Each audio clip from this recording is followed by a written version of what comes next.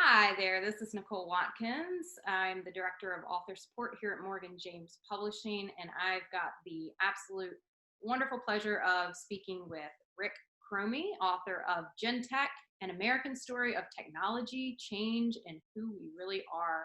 Rick, thank you so much for taking some time today. Very excited to talk about this book, new release, and just talk a little bit about the story behind this.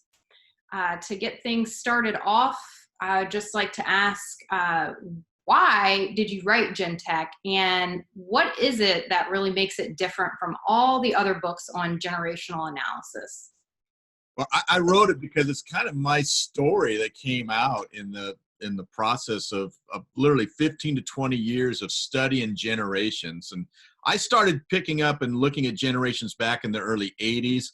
A lot of it because at that point we started to really the generation, they call it Generation Y. We call you now millennials, but back then you were Generation Y. We weren't even called Gen X back then. I was known as a baby buster. And so there was a lot of different things going on, and I'm just a curious guy and started looking at these. And one of the tags I was landed with very early, because I was born in 1963, is that I was a baby boomer.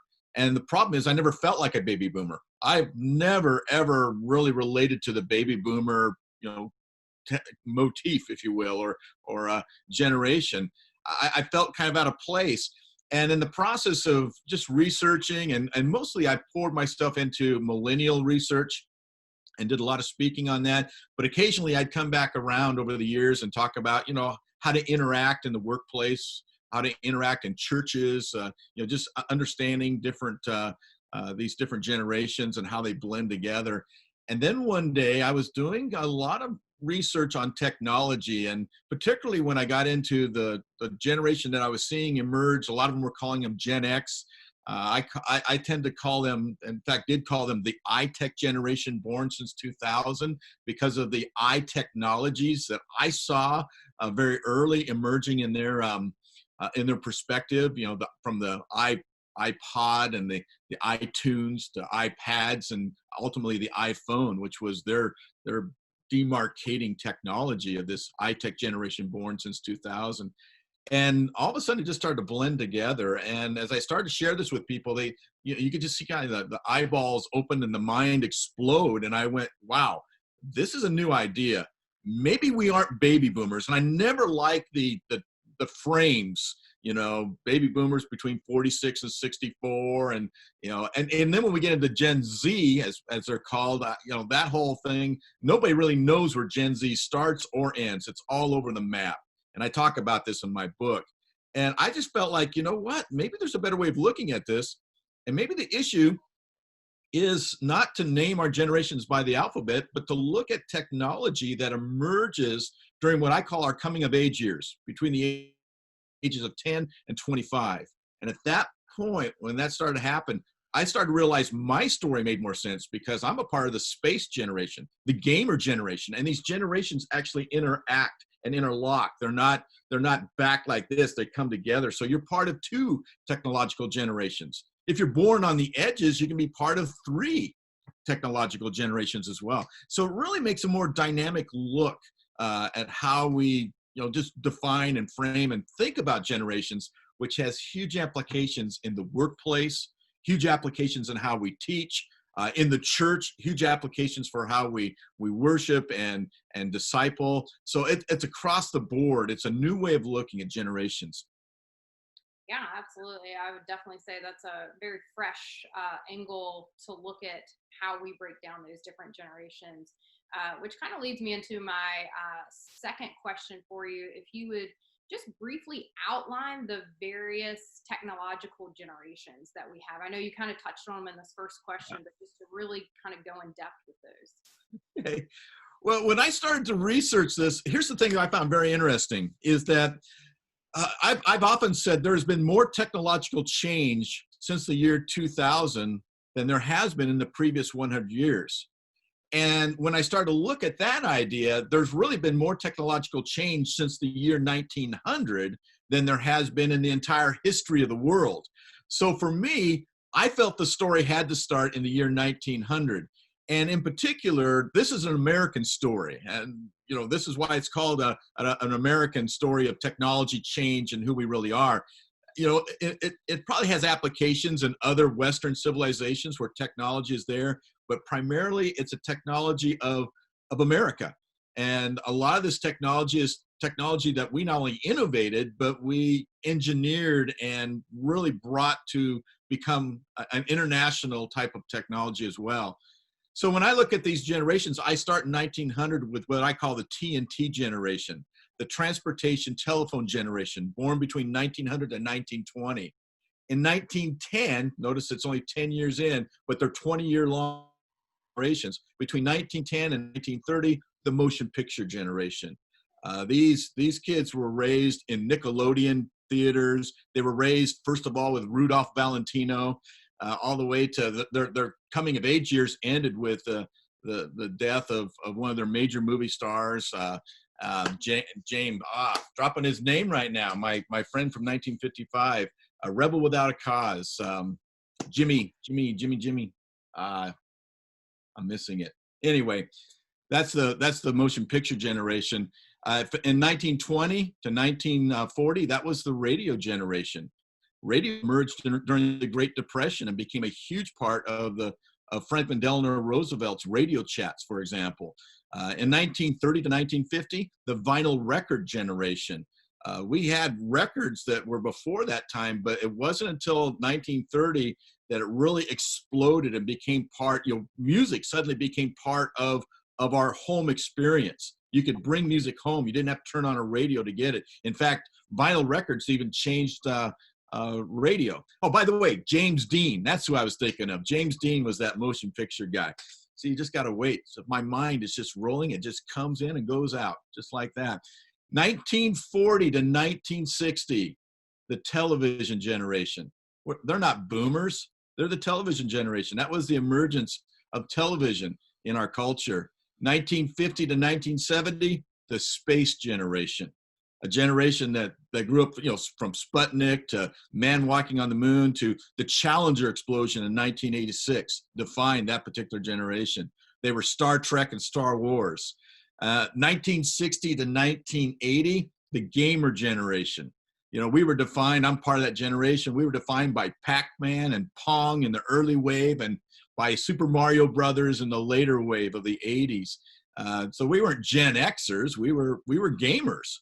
That's who we were. We were space kids and gamers. And here's an interesting generation. Television actually impacted. Television is one of these mega techs that has impacted a number of generations. But television, there's a generation between 1970 to 1990 that I introduced in my book that very few talk about.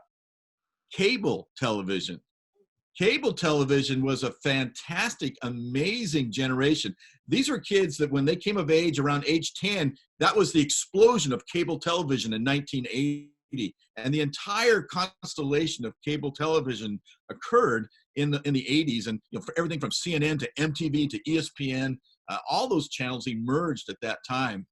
From 1980 to 2000, probably your generation right there, Nicole, you're what I call the PCCP generation. Just like that TNT generation, transportation, cars, airplanes, and telephone, transportation, telephone. I don't know if I actually explained that too much. That's an early generation. They had twin technologies. The millennials, commonly called millennials, also have twin technologies.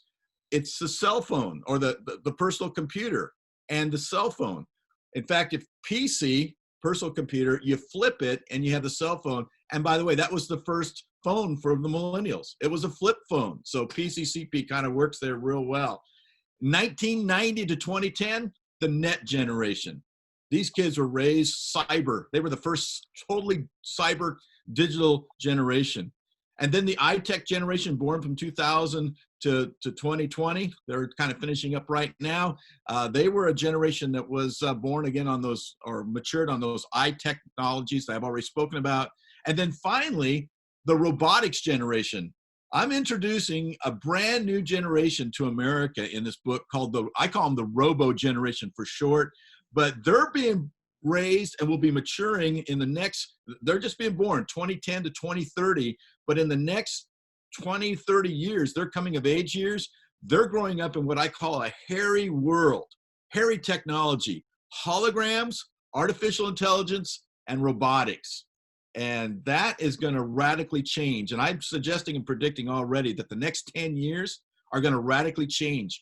COVID-19, you ain't seen nothing yet for how things have changed. It's coming. It's going to be a massive change in how we shop, how we worship, how we learn. Everything's changing in the next 10 years.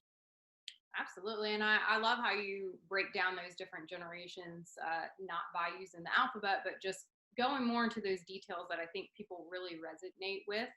And I can see from your inspiration in the background there with the Star Wars, the Pac-Man, Yeah. it's those things that really bring more of that positive sense. I think that there's, with baby boomers, with millennials, there's a lot of negative connotation that's kind of gotten weaved in with some of those. So I really like how you've taken us away from that and really implanted something that I think people are gonna, it brings that nostalgic feeling back to being proud of your individual generation rather than some of the stigma that I think has come along with some of those.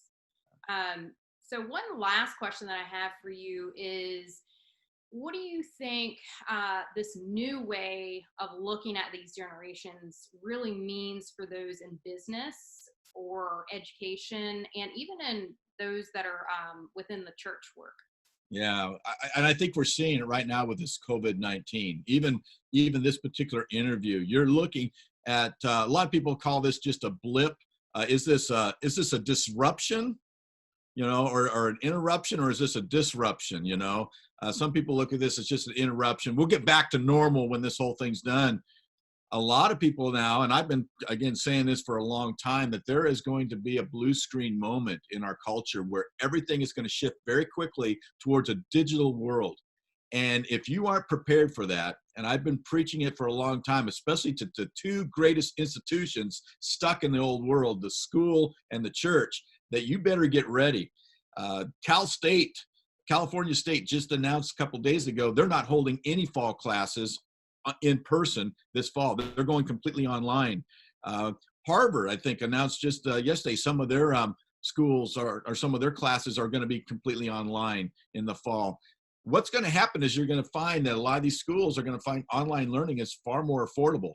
It's a lot easier to pay me as a professor, and I teach online right now. It's easy to pay me, and I can work from home, and I can live anywhere in the world. I don't have to move to your location to teach your students. I can teach anywhere, anytime, any place. That's the new world. And if you're not ready for that church, if you're not ready for that school, if you're not ready for that business, we're seeing it in business too. COVID-19 has totally disrupted how we do business today.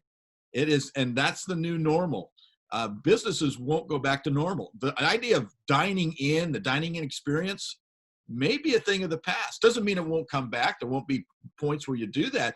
But when you get used to food being delivered to your door, hey, or by drone, wait till the drones start dropping your pizzas. That's what's coming. And it's a totally different world. My wife has learned that she can shop by Walmart pickup. We don't even go to Walmart anymore. We just dial in our order and go pick it up. It's a new world. Are you ready? It is, exactly. And I think you hit the nail on the head of as we emerge out of this, we're not necessarily going back to the normal that we were used to. It is going to be a new normal. And I think a lot of people are finding those golden nuggets, the benefits of this little disruption that we're going through right now. So yeah, this is just, very timely, and I have just been very excited to connect with you today and talk about this new release and celebrate the launch of your book. And, I think, there's definitely going to be more and more conversations on the rise with this particular topic as we're seeing the world going through these changes. Whether we're ready or not, it's happening. So thank you so much for taking time. And I know there's going to be a lot of people that are going to want to, reach out and learn a little bit more about you, a little bit more about the book and just the message overall. So where is the best place that our viewers today can really connect with you? Well, you can find me online in a couple places. One is mygentech.us. That's the website for this particular book, mygentech.us.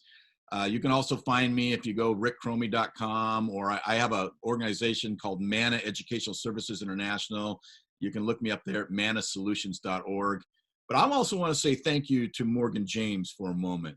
You know, I've pushed this particular work out to a number of different publishers, and I was looking for just the right publisher for this particular title. And Morgan James caught the vision of it, and I think you guys are perfect for what I'm doing here. And I am so excited to be part of your family and to hopefully write a few more books. I've got the next one's already ready. I'm getting ready to write the next one. I need to update this one even. You know, it's been almost a year since I've talked about. We got to get the COVID moment in here. You know, but thank you very much for stepping out and stepping up with this particular title. Thank you so much, Rick, for those kind words. And you really encompassed what we at Morgan James really represent, and that's the family quality of our relationship with the authors. And we're just, again, so excited to be able to call you one of our own and go on this journey with you. So we're really excited to see what big things are in store for you in this message as we continue to go forward.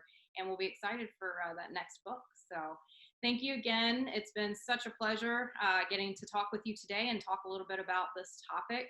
And again, if you want to directly connect with Rick, make sure to check him out online. And you can also find his book wherever books are sold. Thanks again. Take care.